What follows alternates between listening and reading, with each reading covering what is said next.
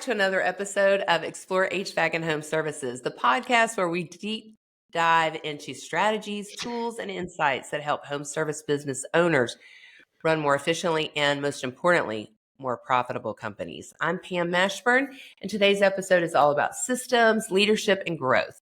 You know, most of us in business start out wearing a lot of different hats, everything from handling, scheduling, payroll, marketing, all of it. But as your business grows, it's really becomes clear that you can't do it all. One of the tools that we found at Explore HVAC is EOS, which stands for Entrepreneurial Operating Systems. We've invited Forrest Derr here today because he is an experienced EOS integrator. He works as a fractional COO and integrator for a lot of businesses, including HVAC and home services, and helps them streamline their operations, improve their leadership structures, and really helping them to grow as a company. Hey, Forrest, welcome so much to the show today. Happy to be here. Thanks for the invite.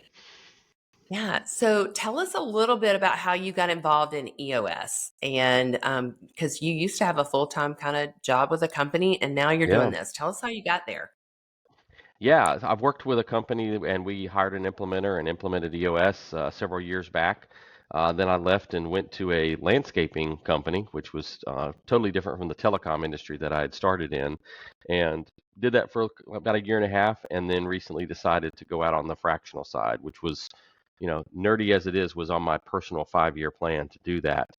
Just happened a little quicker than I was expecting. But right now I am working with multiple clients and fractional COO and integrator for them. Okay, great. So tell us a little bit about EOS. You know, how's that set up? What is an entrepreneurial operating system? Yeah. So EOS is really a business operating system, and some people get a little confused with that, thinking that it's software. This is not software. You definitely can use software to manage it more effectively, but EOS is a business operating system.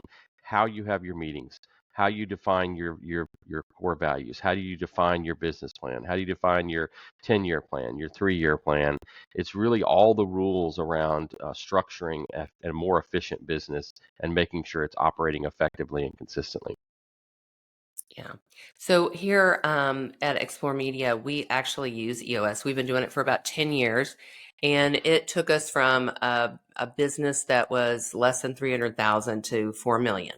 So we could not have done that without the help of the EOS system.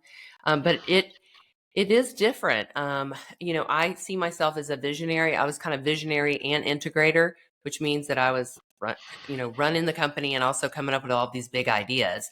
And I started getting exhausted and worn out, and things were starting to get missed. And so we had to start looking at doing this. Define, what's the difference between that visionary and integrator within a business? Yeah, the visionary is usually the risk taker, the person who put the equity out and started the business, bootstrapped the business, if you will, to get it off the ground. And that integrator is that second command, that second person that is the right hand for that visionary, a buffer between the visionary's chaos and the rest of the employees. And that integrator should be executing the vision that the visionary lays out. So he should take the marching orders and make sure everybody understands where the company's going and make sure everybody's rowing in the right direction. Yeah, and a lot of people would consider that like it's just in a traditional structure as kind of a operating, director of operations, that kind of person. COO or something like that. Yeah. Yeah. So how would you? But this integrator term, but it's a little bit different than just the operations director. Yeah. What are some of the additional things that would involve? Yeah, that integrator is really responsible for the P&L to make sure that that company's growing. And so with that responsibility, that integrator's over the finance team, the finance leader, over the operations leader, over the sales and marketing leaders. Depending on the organization, there may be 3 or 4, maybe 5 seats underneath that integrator. But that integrator is responsible for running the business so that that visionary can work on the business instead of in the business on a regular basis. Okay, yeah, that's really hard. I like to work in the business too. So Yeah. that's a hard one to do. How do you get visionaries or people that are the owners of the company to let go and let somebody else be in charge of those things? Because those are important things. Well, yes, and it is a challenge because the owners and visionaries typically want to hold on to the reins and make sure that the company's running exactly that way they want it. Nobody can do it as good as they can, so to speak. But that integrator and visionary really have to have a trust relationship. They've got to have a symbiotic relationship where it's the yin and the yang, and that integrator is the right hand helping that visionary. And there's lots of examples out there that won't say that they were doing EOS, but you look at Warren Buffett and Charlie Munger. Warren Buffett is the visionary. Charlie Munger was his integrator, or Steve Jobs and Steve Wozniak, or Walt Disney and Roy Disney. People Hmm. don't think about Roy Disney, but Walt Disney would not have been successful if he did not have a Roy Disney that was actually his right hand. And I would challenge that he probably, held Walt back when he was going off the rails trying to come up with some crazy idea on something that was not possible. So that integrator really does need to work with the visionary, have trust, and have a good relationship where they are walking arm in arm, almost like a married couple, so to speak. Wow, that's actually a good way to describe it. So at what point in the business, like, is it a revenue number? Is it a people number? Yeah. Like, how do you know when it's time to do something like that in your business? Yeah, I would say it's hard to tell. It could be a revenue number, it could be a million, 2 million, or maybe you're at 10 to 15 employees where it starts getting, or where the structure starts breaking down. When that visionary is having too many people report to them, that's when you start realizing that you're probably going to need an integrator to streamline that business and get things documented. Like you said, the visionary wants to things done the way they want it done. They trust themselves and don't trust other people. Got to build that structure to where they know that these are the way things are going to be done. And as long as it's done 80% right, then the visionary has to accept that. They don't like to accept it, though. I'm just going to tell They you. don't. I know. Just so,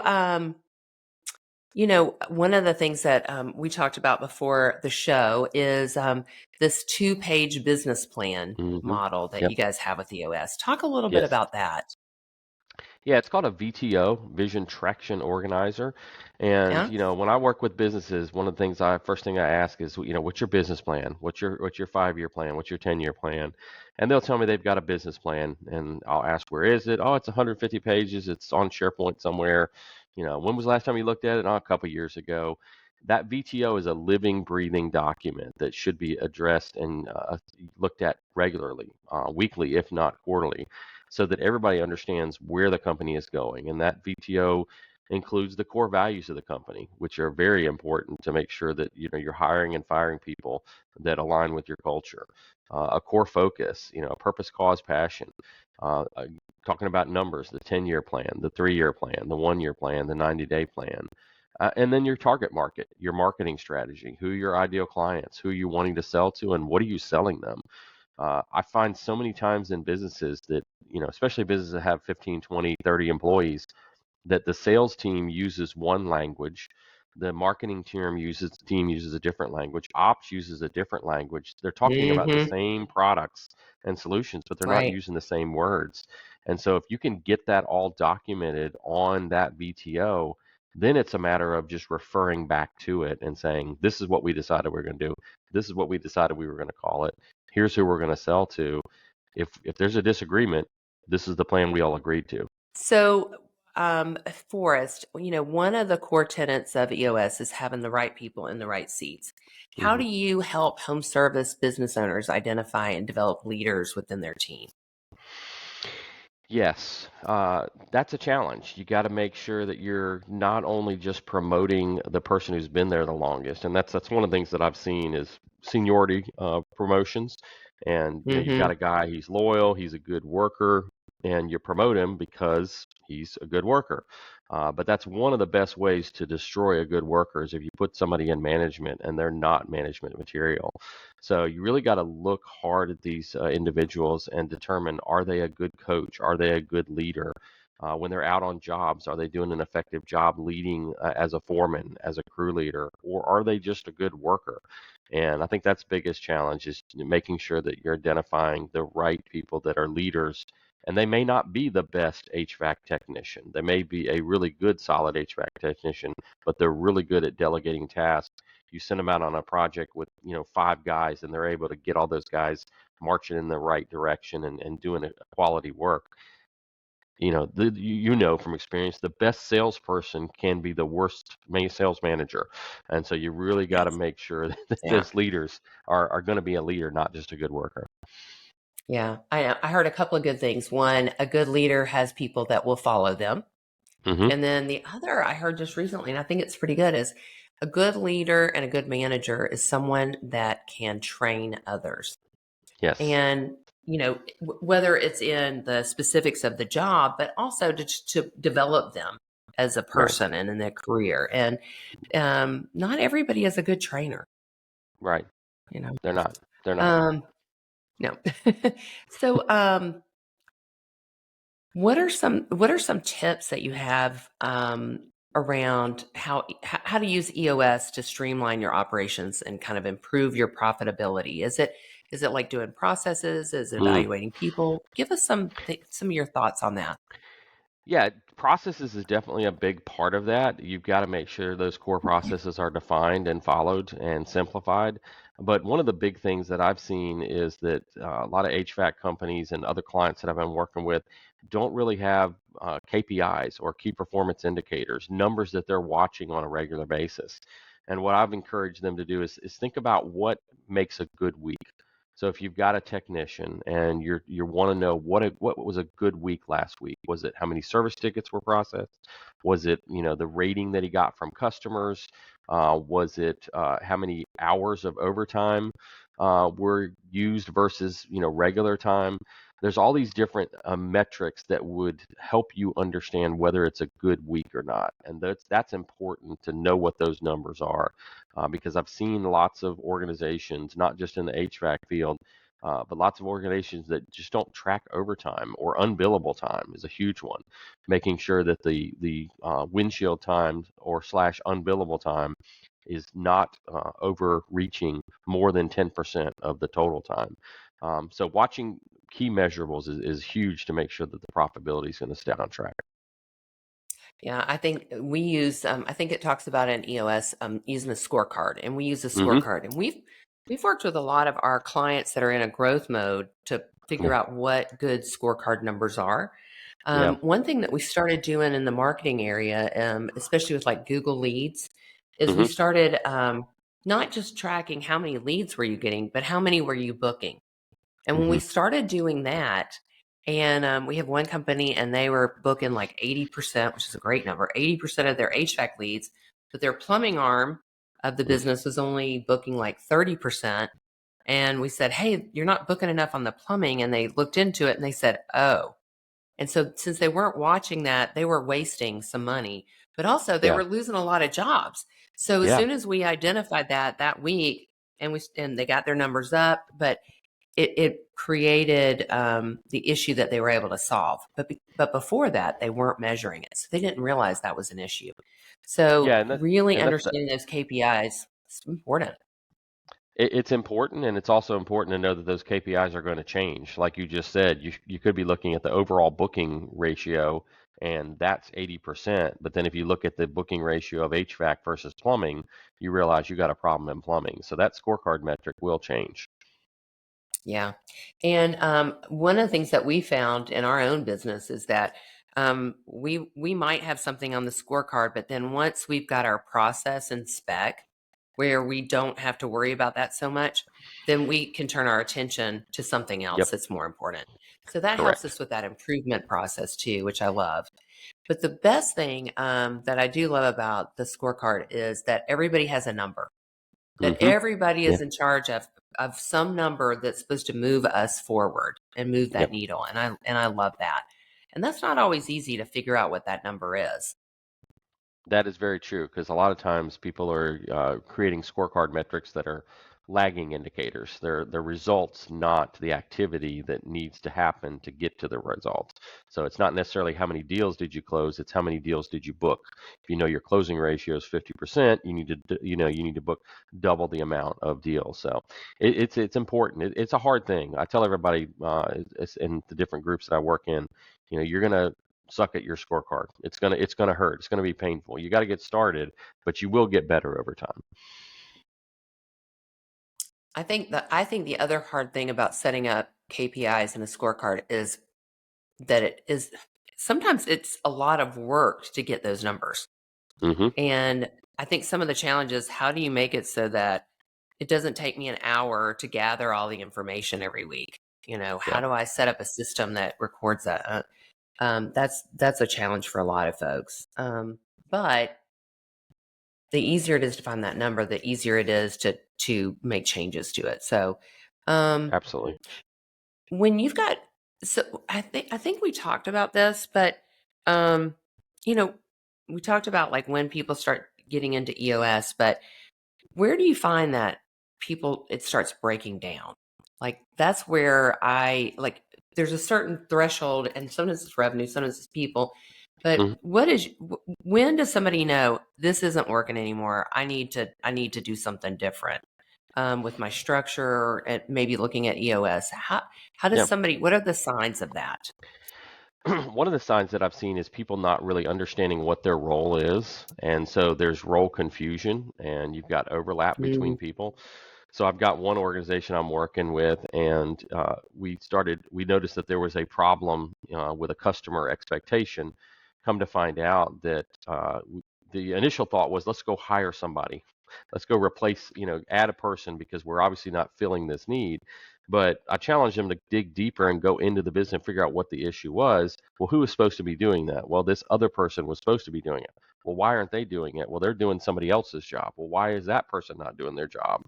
And it just kind of, you follow the breadcrumb trail to figure out that the root cause of the issue may be two departments over and in a different seat. And other people have just been picking up other things to do to try to take care of the customer, so to speak, but they're letting other issues fail. So I'd say when you've oh got wow, roles and responsibility confusion, that really is a good sign. You need to get clarity in EOS to make sure that everybody understands not only what their role and responsibility is, but who they report to, because that can create confusion as well.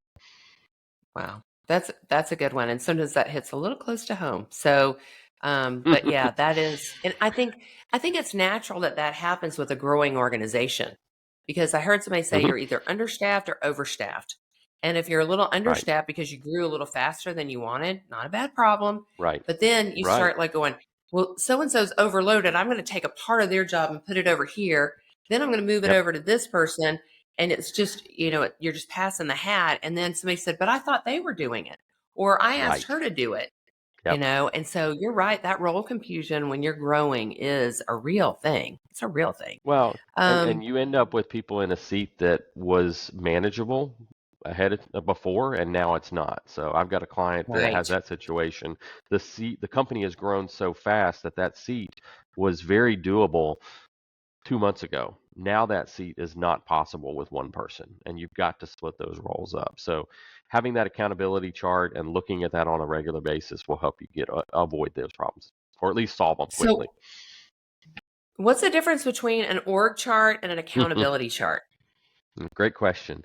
An organizational chart is all about titles and all about status, whereas an accountability chart is really what are you responsible for, and then who are you responsible to, and that really is a different mindset with respect to structure in the business, because so many times the organizational chart is all about are you a C-level title, are you a manager, are you a director, are you a VP, and titles are important, don't get me wrong, especially outside of an organization. People need to understand what those titles are. But inside, it's really more about what are you doing? Who are you responsible to? And that, clarifying that and making sure people understand what they're measured on from a success standpoint is in the accountability chart. The organizational chart's typically just a title and a picture. Hmm. I do love not an org chart, an accountability chart, because sometimes you'll see, oh my goodness, this person's on this accountability chart. They're accountable for four different things or five Mm-hmm. different things to two different Yep. people. And then you can see like, oh, that's really where I need to start making some changes. Yes. So Yeah. it's actually really a great tool, Yeah. as the owner of the company to see. Um, Let me ask another question. Give me one of your success stories, one of your transformation stories with a company. Yeah. Just let's hear about that. I've got a client right now I'm working with, and they have been tried to self-implement EOS for about 3 years, and they ended up hiring an implementer 6 months ago, and then hired me as a fractional integrator 3 months ago. And so they really just decided to just go all in and invest in EOS because they were kind of poking around the edges of it and tinkering with it. Well, now that they've got an implementer and an integrator, it was interesting. I was sitting in a meeting and the visionary was in there, and his good news was that he was in a 3-hour meeting the week prior and only had one phone call that went to his voicemail. And he was saying that was an aha moment for him, a tipping point, because he had finally gotten to a point where everybody knows what their roles are. And he only had one call, whereas, a year ago, he was having 20 and 30 calls in 2 and 3 hours. Wow. So seeing that transformation happen, and granted, it did not happen overnight. I mean, it took months to get there, but seeing that transformation and seeing him realize that he has the possibility of having a business instead of a job is an eye-opening experience for him and for me to see that. Wow, that's a great story. I love that Yeah, because then you've given that owner some freedom to really move the needle in the way that they yeah, want to. I love that. exactly. Um, I read the E Myth, and we talked about this before the show, but I read Yeah. the book, The E Myth, and that was really like an aha moment for me because when Hmm. I started my business, it was to have the freedom, it was to have the Hmm. flexibility, and all of those things. And what I found is felt like I was this employee that didn't have any perks, didn't have paid vacation. I felt like I was Yeah, having to work all the time. working And 80 hours a so week, and yeah, I know, yeah. And I mean, yeah. we all go through those seasons, right? But what Hmm. we want to do is we want to be able to take vacation and the place is still going to run. Yeah, And yeah. that's one of the things that I think EOS was able to really do for our business. Um, what are, you help businesses transition. I love that the new term, that fractional, where you're just buying like Mm. somebody part-time kind of thing. Yeah, yeah. Um, but I know that when you work with businesses, you also help them hire a full-time integrator. Hmm. Do you look for the same qualities in every integrator, or is it different based on the type of business it is? Tell me a little bit about that. Yeah, it's definitely different, I would say, in each business. There's certain characteristics and qualities of an integrator, detail oriented, more on logic than emotion, that you need to look for. And there's actually a test out there on rocket fuel crystallizer test where you can have somebody take I think it's a 100-question test to figure out whether you're an integrator or a visionary. So that helps you with that part. But the bigger challenge for me is not so much finding the skills, it's finding somebody that aligns with the company and will align with that visionary, because that visionary and that integrator will have a very close relationship, and they need to be able to work together and they need to be able to trust each other.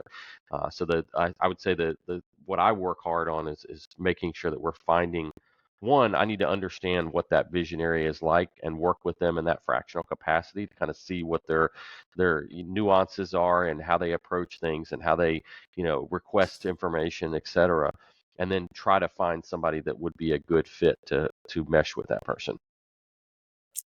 So, I would assume that there's some resistance to change when you do stuff like this. Hmm. How do Yeah. you help coach through that? Are you talking about with the visionary, or are you talking about with the rest of the team? Probably both, because I Yeah. I know Yeah. with our team, they still want to run to me, Yeah. and Yeah. and then I Yeah. still like to make decisions. Yeah. So it makes it hard Yeah. for that integrator. Yeah, I would say with the visionary, first of all, the visionary has to be 100% bought in on EOS. If they're not going to do EOS and they're not all in on it, and this is just a fad for 30 days that they want to look at, it's not going to work. So the visionary has to be bought in. That's number one. But the visionary also has to allow for that integrator to affect change in the organization, and they have to, allow themselves to be slapped on the wrist when they stretch too far or do something or And they don't don't let like go that, of I something. can tell And you. they don't Yeah, like they that. don't They like don't like that. Yeah. that. But my in my experience, and one of the illustrations I heard somebody use is, a visionary is like a racehorse, right? A thoroughbred racehorse. And you put them out in the field, and they're going to run all different directions. They're going to trample over all the other horses. They're going to trample over everybody in the process. But if you put that racehorse on a track, and put guardrails on either side and have a jockey helping that racehorse know where to focus their attention, they are going to run fast and furious and drive that company forward. And so they've really got to be willing to accept that guidance, and accept the ability for that integrator to say, not now, we can't do that right now. Let's focus on that next quarter, or look at it next quarter. So that's the best way I can describe from an integrator I visionary. love that. Yeah. I love that. I love that whole vision of the racehorse.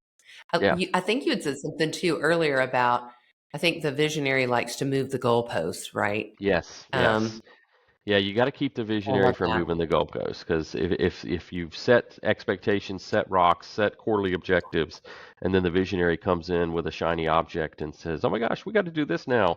We're going to sell this kind of widget." And again, if you're moving the goalposts on a football field, that visionary keeps changing what the target is, changing what the finish line is, then you're just going to frustrate your team. Yeah, it does frustrate your team. But it's fun to go after those shiny objects. I'm just going to It say, for is. all of us business owners out there, Yeah. the shiny stuff is so exciting. But it's not But what that's why. necessarily is going to move us, right? Move the business. Exactly. Exactly. All right. Well, we're starting to get to the end of our time, but I want to ask you another question, and then we'll wrap up. But for HVAC and home service business owners that are considering EOS, what's one of the best pieces of advice you'd give them before they start this journey? Best advice is hands down, get help. Don't try to do it on your own. It is, there are companies that can self-implement EOS, and I'm not saying it's not possible, but you are asking for a lot of work, and you're asking for a lot of frustration, and you're going to take significantly longer than if you get an implementer.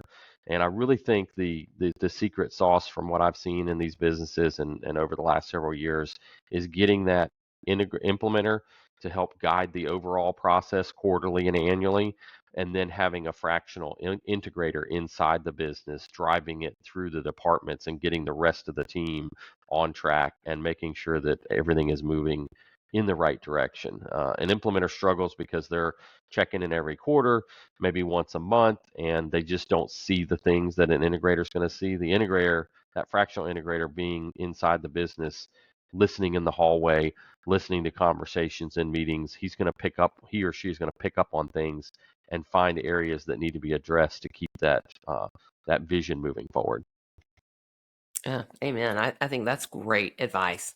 Well, Forrest, this has been really a really interesting, incredible conversation. I know a lot of our HVAC and home service business owners that are listening today are probably realizing that we need a better structure in our operations, and maybe EOS is just the solution they're looking for. Before we wrap up, if Mhm. someone wanted to learn more about EOS or work with you as a fractional integrator, where's the best place to find you? To find me, the best place is on LinkedIn. You can look for Forrest Derr. I'm pretty easy to find. I think there's only two of us out there. But I'm on LinkedIn, and I've got a website called Derr Consulting, DERR Consulting.com. You can go there. For EOS Worldwide, just go to eosworldwide.com, and you can find all kinds of information, helpful information for self-implementation, as well as finding implementers. And we'll add that information into our show notes as well. And to all of Great. you listeners out there, if you've enjoyed today's episode, don't forget to subscribe. We should have a new episode every 2 weeks. Leave us a review, share our episode with other home service professionals who could benefit from Forrest's insight. Thanks for tuning in to Explore HVAC and Home Services. God bless you guys, and we'll see you next time.